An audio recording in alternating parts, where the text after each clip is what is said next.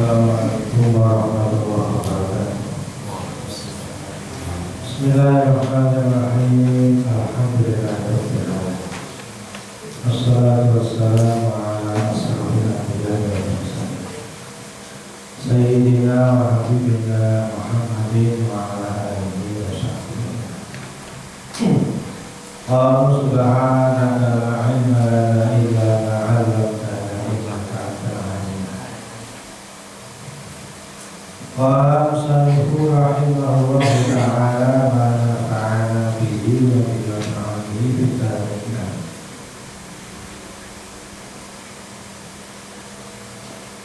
Bismillahirrahmanirrahim. Alhamdulillah iku ilahi tetap kedua Allah Al-Fatahi kan akeh buka. Allah punya sifat Al-Fatah, banyak membuka. Alhamdulillah Al-Fatah.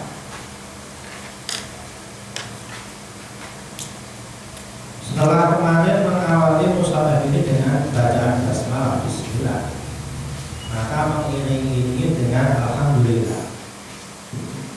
Yang ketiga, bila kita hadis mengikuti Al-Quran, karena Al-Quran juga diawali dengan bismillah dan alhamdulillah.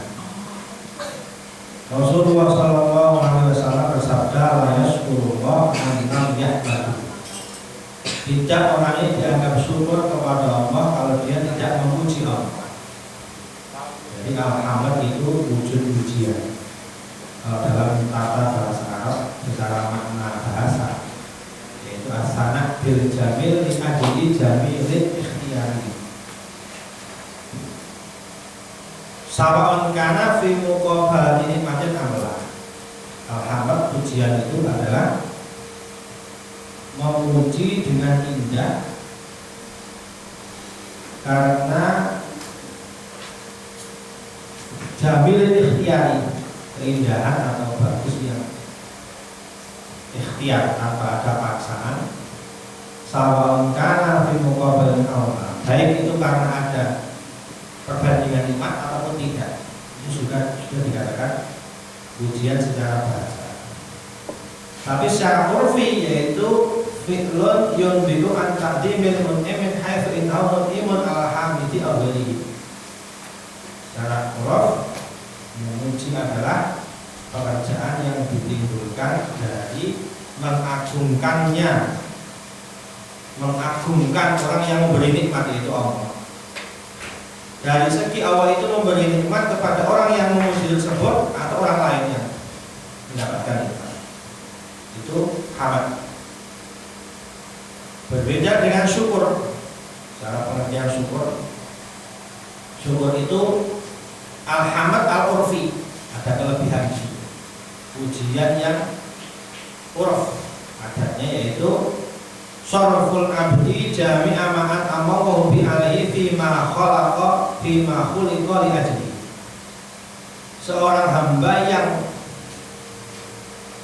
menjalankan, melakukan semua apa yang Allah nikmatkan kepadanya, digunakan untuk tujuan apa nikmat tersebut diciptakan atau diberikan, atau menggunakan seluruh anggota baik secara zahir maupun maknawi, yaitu semua yang Allah berikan nikmat kepada hamba tersebut untuk ketaatan.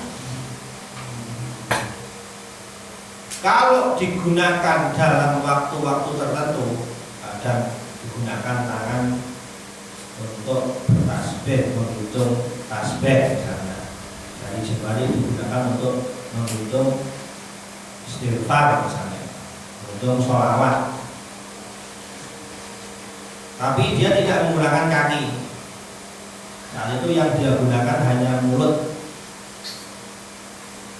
membaca Al-Quran misalnya, atau hanya dengan mata, yaitu anggota tubuhnya tidak menggunakan. Itu dikatakan syakir, orang yang bersyukur. Tapi kalau dia menggunakan seluruh tubuhnya, mulai ujung rambut sampai ujung kaki bersamaan di waktu yang sama, dikatakan syakuro. Makanya Al-Quran mengatakan wa qalilun min ibadiyasy syakur. Sedikit dari hamba-hambaku yang syakur. Kalau yang syakir banyak. Dia menggunakan nikmat kaki untuk berjalan menuju tempat majelis ilmu. Jadi hanya kakinya saja. Itu syakir. Tapi kalau syakur itu jarang. Imam Asy-Syabromilisi menggambarkan bagaimana orang syakur itu, contohnya itu seseorang yang membawa jenazah. Dia berpahala menggunakan tubuhnya untuk menggotong jenazah mayit menuju makbarah dengan disertai tafakur. Tidak hanya tubuhnya yang bergerak membawa jenazah mayit, tapi juga tafakur, memikirkan keagungan ciptaan-ciptaan Allah.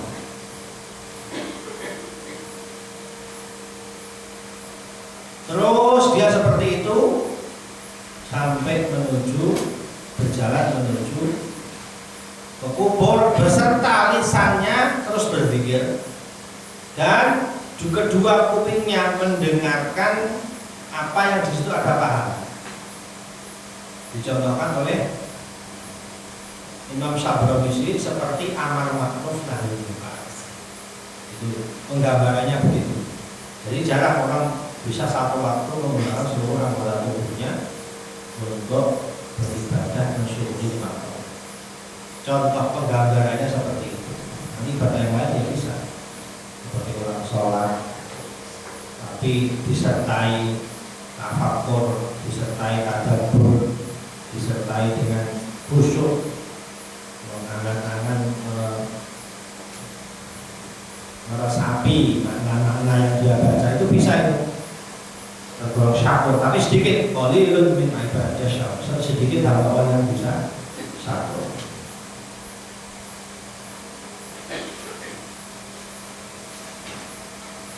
Pembagian hamd ada 4. Pembagian hamd memuji kepada Allah itu ada 4. Ada yang 2 ini hamdani qadiman, 2 pujian yang sejak zaman qadim, sejak zaman azali. Ada 2 pujian yang baru.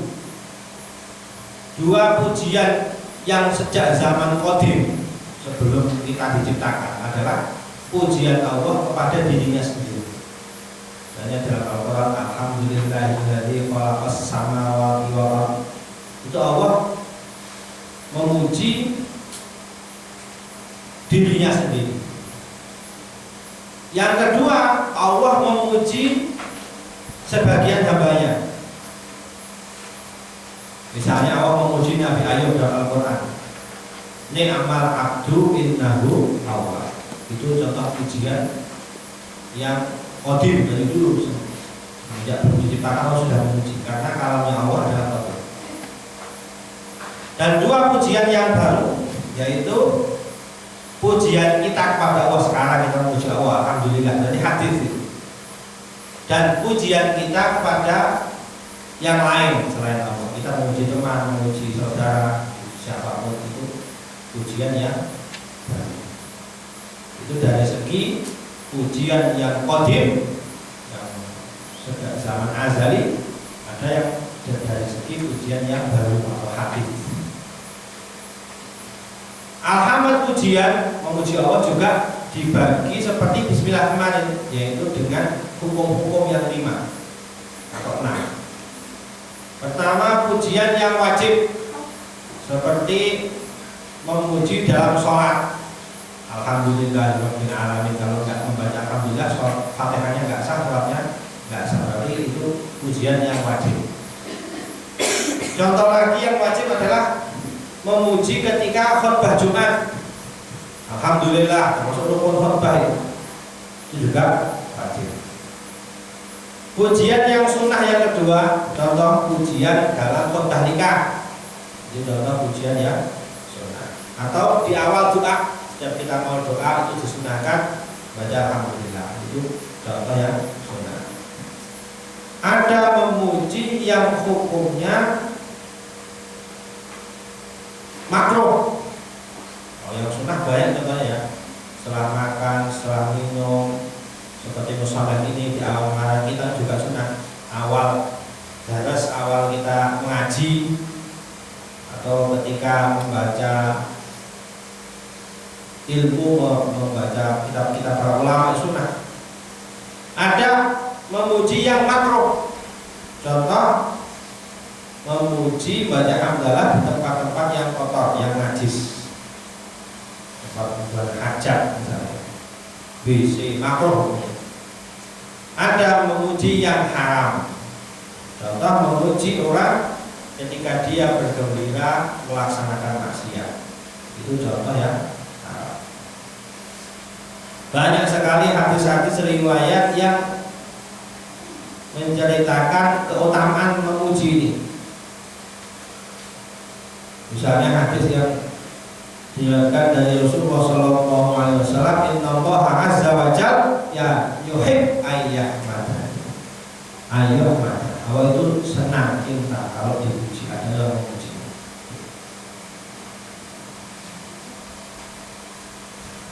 Dalam hadis Dailami diriwayatkan, Innallaha yuhibbul hamd yahmadu bihi liyuthiba hamidah wa ja'al hamda li nafsi dzikran wa li ibadihi dzahra.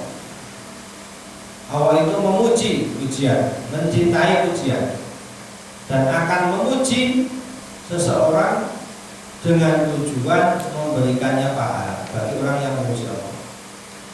Dan Allah menjadikan pujian itu untuk dirinya sendiri sebagai pengingat, dzikra, dan untuk hamba-hambanya sebagai dzahra, simpanan pahala.